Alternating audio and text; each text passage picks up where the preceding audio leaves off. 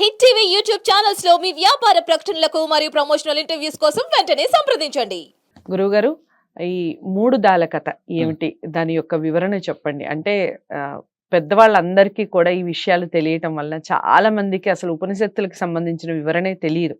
ఇంత గొప్పది అన్న విషయం కూడా తెలియదు. మీరు చెప్తూ ఉంటే ఇప్పుడు మన వీడియోల ద్వారా కొంతమందికైనా తెలిసే అవకాశం తెలుస్తుంది మరి.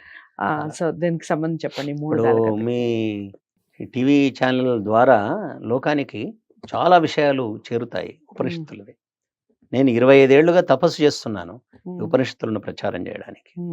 విజయవాడలో ఈ నెల 20 నుంచి 30 దాకా 10 రోజులు నా ఉపనిషత్ ప్రసంగాలు ఉన్నాయి. రోజు 2 గంటల చొప్పున ఏర్పాటు చేశారు వ్యాసాశ్రమం వాళ్ళు.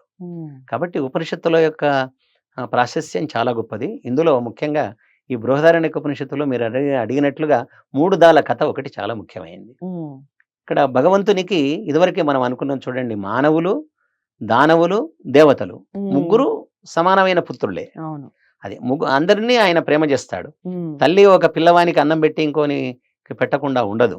అట్లా తెలివి దక్కున్నా తెలివి గలవాడైనా సమానంగానే చూస్తుంది. అయితే ఇక్కడ పరమాత్మ మీరేమైనా కోరుకోండి అని అడిగాడట. కోరుకోనంటే మొదలు దేవతలు వెళ్ళి మాకు ఏం లేదు, మరి మీరు ఏమైనా ఇవ్వండి, మేము మా కోరికలు ఏమి లేవు, మీరు ఏమైనా ఇవ్వండి తీసుకుంటాం అని అడిగారట. అంటే ఆయన దాని అక్షరాన్ని ఇచ్చి దాని యొక్క అర్థాన్ని తెలుసుకొని నడవండి అన్నాడట దేవతల్ని. ఇది సత్వగుణం కలిగిన వాళ్ళని. అంటే వాళ్ళు కొంత అర్థం చేసుకున్న వాళ్ళు కాబట్టి వెళ్ళిపోతుంటే పిలిచి అడిగాడట మళ్ళీ ఏమర్థమైందని. అంటే దా అంటే దమనం. దేవతలకు గర్వం ఎక్కువ ఉంటుంది కదా, అన్ని సంపదలు ఉన్నాయి కాబట్టి గర్వం ఉంటుంది. కాబట్టి ఓపిక అన్నమాట, ఓపిక ఉండాలి. శమదమాలు అంటాం చూడండి, ఓర్పు ఉండాలి. కాబట్టి శాంతి ఉండాలి. కాబట్టి శాంత గుణాన్ని అలవర్చుకోమని మాకు చెప్పినారు. ఇదే మాకు ఇచ్చే వరం అన్నమాట. దాని అక్షరం ద్వారా ఆ భగవంతుడు దేవతలకు ఇచ్చిన వరం ఏమిటి అంటే శాంతం అన్నమాట. నీకు సర్వ సంపదలు ఉన్నా గర్వపడకూడదు. దమనము, దా అంటే దమనము అన్నమాట. నిగ్రహ శక్తి కలిగి ఉండండి ఎన్ని సంపదలున్నా అనే సందేశాన్ని ఇచ్చాడు ఒక దా. తర్వాత దేవతలు పోయి ఏదో తెచ్చుకున్నారని మానవులు వెళ్ళారు.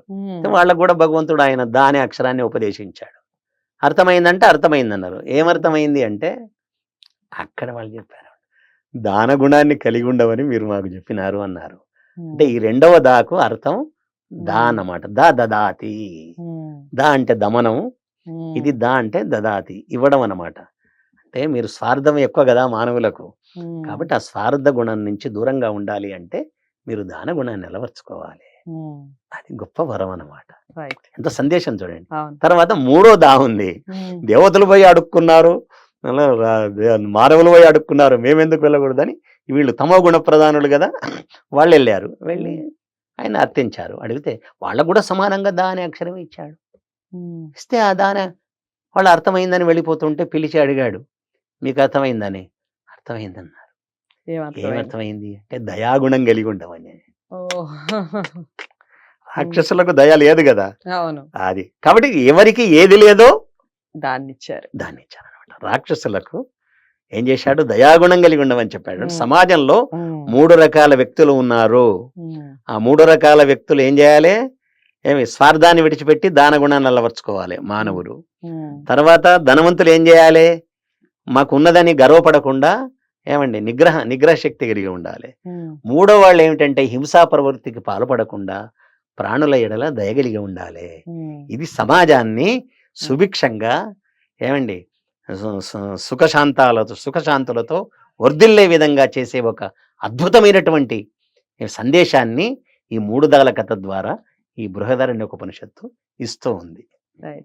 చాలా చక్కటి వివరణ. నిజంగా ఈ 3 దాళ్ళుంటే మనం అసలు మన జీవితం ధన్యమైపోతుందండి. నిజంగా ఒక్క విషయం చెప్పాలి, చెప్పండి. అందుకే ఏం చేస్తుందట మేఘమట, ఈ భగవంతుడు వీళ్ళకి ఇచ్చిన 3 దాలు ఇచ్చాడు కదా, ఇది విన్నదట మేఘం. విని దద అని అది జల్లు గర్జిస్తూ ఉంటుందట. అది ఈ ఉపనిషత్తులో ఉన్నటువంటి మర్మం అన్నమాట. రైట్.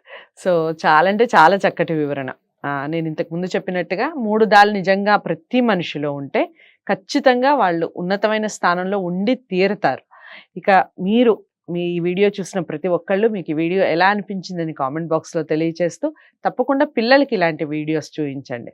ఆటోమేటిక్గా వాళ్ళ మనసు మారే అవకాశం ఉంటుంది, సన్మార్గంలో నడిచే అవకాశం ఉంటుంది. ఉపనిషత్తులు ఏం చెప్తున్నాయి మనకి అనేది చెప్పించే ప్రయత్నం చేయండి, పిల్లలకి చెప్పే ప్రయత్నం చేయండి. ఇక మరో మంచి వీడియోతో ఈ ఉపనిషత్తులకు సంబంధించి ఇంకా మరింత సమాచారాన్ని నెక్స్ట్ ఎపిసోడ్లో మళ్ళీ తెలుసుకునే ప్రయత్నం చేద్దాం. లైక్ చేసి షేర్ చేయండి, ఛానల్ని సబ్స్క్రైబ్ చేసుకోండి. నమస్తే.